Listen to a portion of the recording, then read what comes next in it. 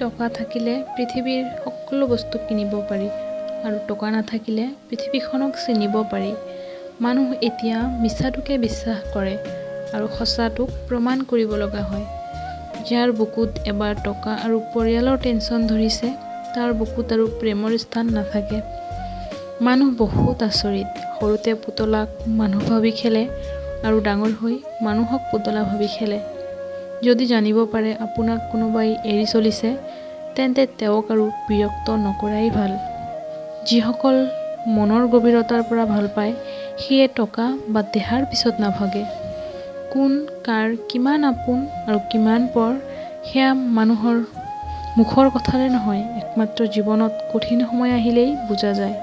মানুহক কেতিয়াও চেহেৰা দি জাজ নকৰিব, মানসিকতা আৰু চৰিত্ৰ দি জাজ কৰিব।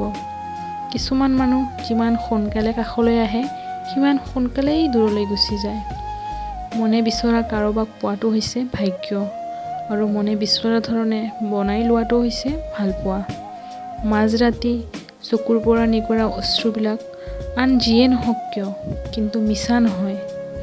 জীৱনত এনেকুৱা এজন মানুহৰ খুবেই প্ৰয়োজন যিয়ে স্বাৰ্থ নোহোৱাকৈ ভাল পাব পাৰে আৰু প্ৰয়োজন অবিহনেও খবৰ লয়।